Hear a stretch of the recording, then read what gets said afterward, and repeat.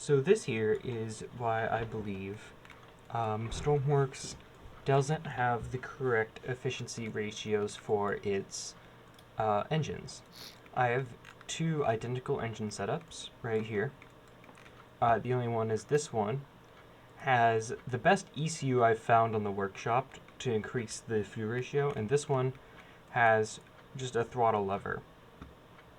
Actually, let me make sure I have this throttle lever set at the correct. So I'm going to be running this at 60 degrees Celsius for this test. So I'm going to be, that means it will be 5275, I believe. Let me just triple check that. It should be 0.539. Now I've kept the values of the air-fuel ratio exactly because, of course, this only accounts for a naturally aspirated engine and also no other factors. Yeah. But anyway,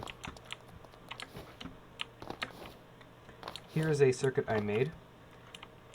When this button is pressed, every 2 seconds, it takes, you can see the primary pulse and secondary pulse. It takes a reading of the fuel, and it also takes on every main clock pulse, it also takes a reading of the amount of energy outputted by the large generator. It then compensates for the time, so it divides by 2 to get the amount of fuel per second that it is consuming, which is the delta, and then the delta after divide is the actual per second. And then it divides the power units from the generator by the milliliter in order to find, effectively, its efficiency. Because if you get more power units for a milliliter of gas, or in this case diesel, then that is quite literally more efficient operation. This one handles the left engine, this one handles the right engine. These are the outputs. They are subtracted here. And if this is negative, this is the ECU minus the manual, and if this is negative, then that means that the manual adjusted ratio here has a better fuel efficiency than the ECU controlled engine. I'm going to turn on the volume because it's going to sound like a swarm of angry bees.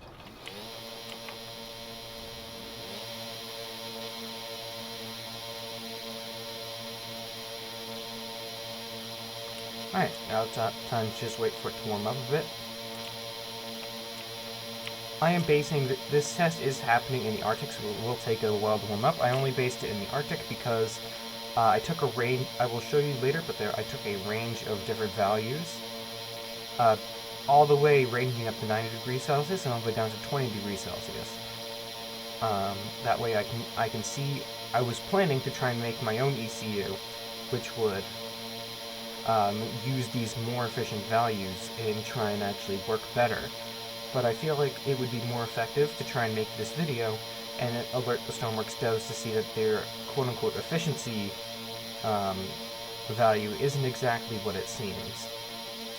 Okay, so you can see here now we've reached 60 degrees Celsius. The temperature does go up and down a little bit, but it's on average 60, so it should be good. We have an output of 12.7 here at the generator, and at a supposed efficiency of 53.75%, I'll round to. And we have a less output here of 11.077. And so you see, we have a higher efficiency ratio. So you think, although it's generating less output, surely it has a higher efficiency ratio. By the way, almost near exact RPS. So you'd think, okay, this has a much higher efficiency. It's a few percent higher. So surely this one should have more power units per milliliter of fuel consumed.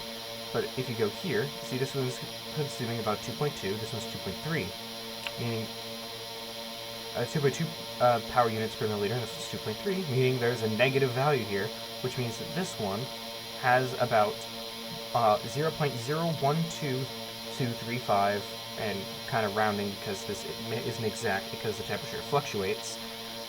gets that much more of these power generated units per milliliter of fuel consumed by the engine. And